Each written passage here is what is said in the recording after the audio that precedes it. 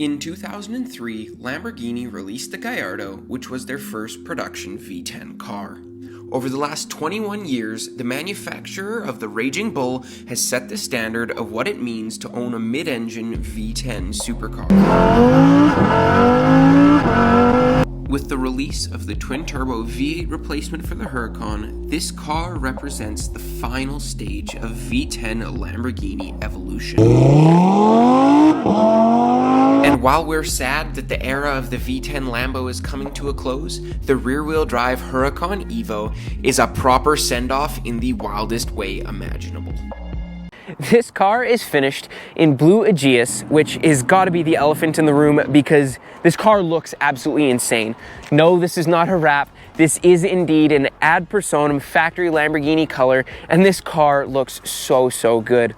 Being that this car is an Evo, there's a whole bunch of cool aerodynamic stuff going around on the outside. We've got a dual port airway that takes air underneath the car as smooth as possible. We've got fins on the side of the bumper that help feed air into the wheel wells and try and keep the turbulent air out, give it some flow, and keep the brakes nice and cool. Of course, we've got the standard Y-style Huracan headlights, which looks so good. And if we keep moving down along the side of the car, there's a bunch of other small and big aero bits and goodies that help make this thing flow through the air like crazy. We've got our intakes tucked up in the side here that are super seamless, feeding that 5.2 naturally aspirated V10.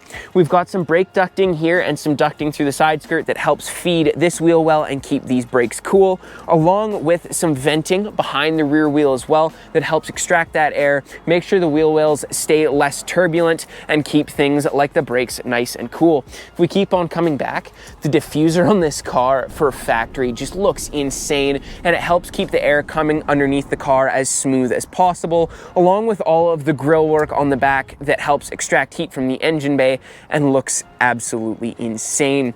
It is at least somewhat finished off if we take a peek up top with all this ducting to get heat out of the engine bay and to let this thing have some airflow and make sure that it is not choked up. And when you put all of these things together, not all of it is related to downforce, a ton of it is, but this thing ends up having approximately 5 times more downforce than the previous Huracan, being the LP580-2. And what that ends up meaning from a driver's standpoint is that this thing sticks to the road like crazy and is absolutely insane to drive. This car is optioned with the 20-inch Narvi wheels that look absolutely fantastic. We've got these gorgeous yellow 6-piston calipers up front that are matched with 4 pistons in the rear. This car is only optioned with the steel brakes, not the carbon ceramics, but it still stops like absolutely crazy, so I think we'll let it slide. One of the coolest things that this car offers as well is it's got the Lamborghini LDVI system on it, which is Lamborghini for it grips like crazy. It's got rear wheel steering included in that. We've got a torque vectoring system that knows which brake to clamp to give power/grip to which wheel at which given time. And then of course it's got a locking rear differential as a part of that system as well that can send more or less power to each side whenever it would like to keep the car stuck to the ground as best as possible. And I know that's a lot of technical stuff, but when you put it all together, it makes one awesome package that sticks to the ground like crazy on the street, is a ton of fun to drive on the track, and is very confidence inspiring. This car is packing a very similar engine to what has been in every V10 Lambo for the last many years. This is the Audi-derived 5.2 liter naturally aspirated V10. This specific application in the Huracan EVO makes approximately 602 horsepower and approximately 413 foot-pounds of torque. And it pulls together as an absolutely insane package. This thing runs incredibly smooth. These engines are super reliable. They are known to take boost and modifications like crazy. And of all the supercars out there, this might be one of, if not the best V10 power plant in existence.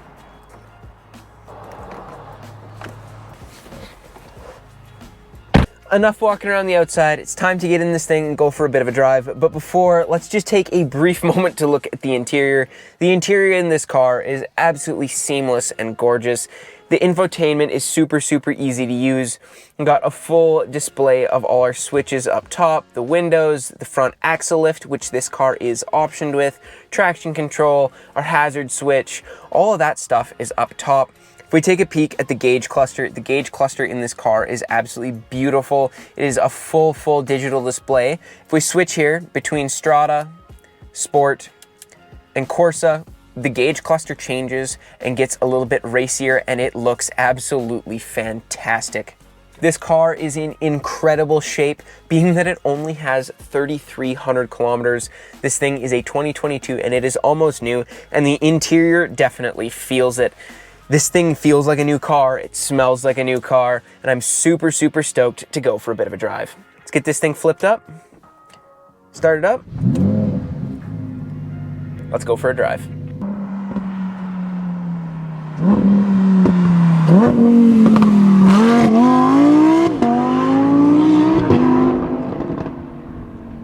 We flick the paddle to get it on into gear because there is no gear selector other than a reverse one, a park one down here, and then of course we've got our big axe-like paddles that are mounted on the column.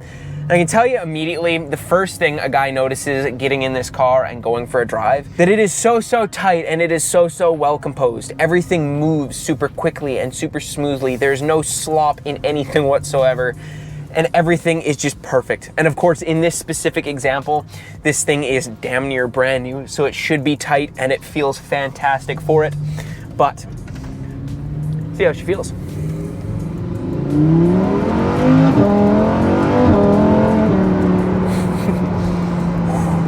That DCT shifts so fast.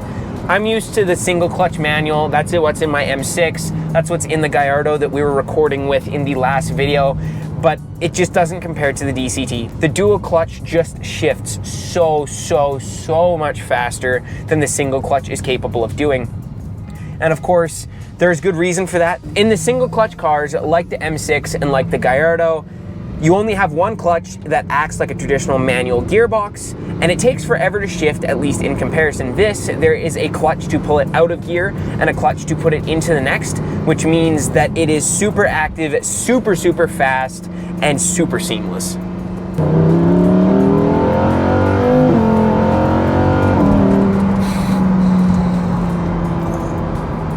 Incredibly smooth, incredibly smooth. We've still got it in Strada, so the exhaust is really quiet. It hasn't really woke up. We will switch it over to Corsa here and have a little bit of fun. But even in Strada being the easiest mode on the suspension, the least reactive mode, the slowest mode, and the quietest mode, this car is absolutely insane. Usually, I'm not the biggest fan of black interiors. I'm not a huge black interior guy. I'm personally of the idea that if you're buying a special car, especially something this expensive and this exotic, you should do something a little more fun with the interior color scheme. But I must say, the yellow stitching matched with the blue exterior, it's really simple, it's beautiful, and it works fantastic together. We'll say it takes a second to get used to the turn signals because there is no turn signal stock in this car. The controls are a little different. That's actually your turn signal right there. And along with the theme of the controls in this car, these paddles feel absolutely insane. I know I've seen reviews before. Everybody talks about the positive engagement of these massive column mounted paddles. And they're not lying, these things feel phenomenal. They are like axe blades on the side of the steering wheel with a super positive click engagement, and it feels absolutely fantastic. I'm gonna switch it over into Corsa here. Give us a little more exhaust note, a little more reactivity, see how she feels.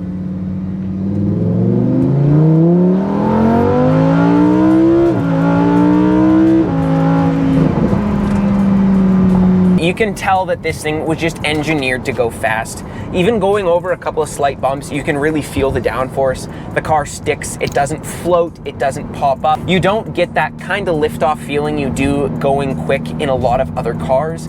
This thing just feels so planted, it handles like crazy, and is super stable. If you're looking for a proper V10 exotic car, it is very hard to make a pass on this thing because it is that freaking good.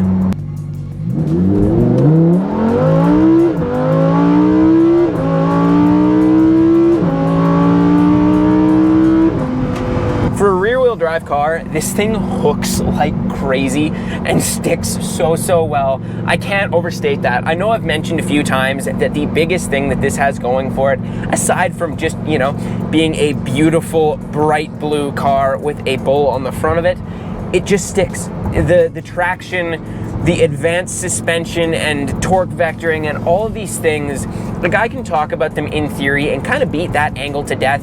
The reality of it being, this car just sticks to the ground like crazy, and it is so special to drive in that way. Oh, the downshifts in this car sound absolutely fantastic. I don't know if it's coming through the mic well or not, but even though it is all the factory exhaust, when we have it in Corsa mode, it sounds really good. You get some burble and crackle on downshifts, and it's loud without being absolutely insane, and it just pulls together so nicely.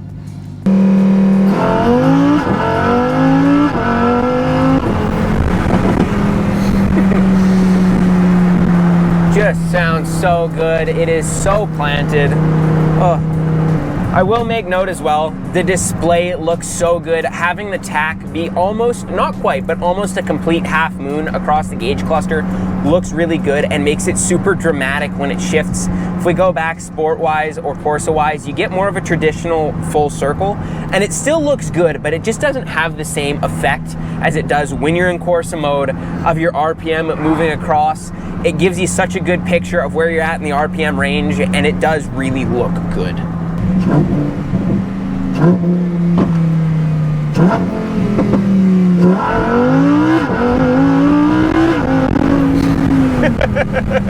That is, yep, that'll do.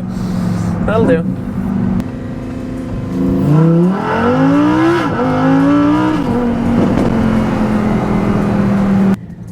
I tell you what, when I bought my BMW M6, one of the questions I had for myself is this considered a supercar or not? And I think the reality is no, it's not expensive enough.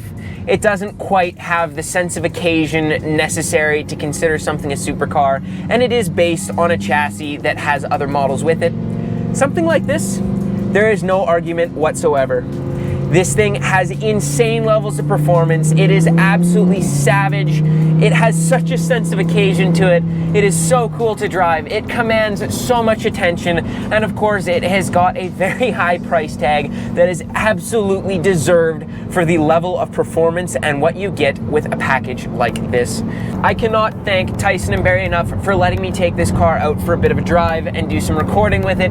This thing is absolutely beautiful, and it is available right now at Adrenaline Exotics. The link is in the description if you would like to see the listing for the car. But this thing is almost brand new. It is in perfect condition, and it is an absolutely wonderfully spec'd rear-wheel drive Evo. Thank you guys so much for joining along. Let me know in the comments what you'd like to see us do next. There is so much cool stuff yet to come.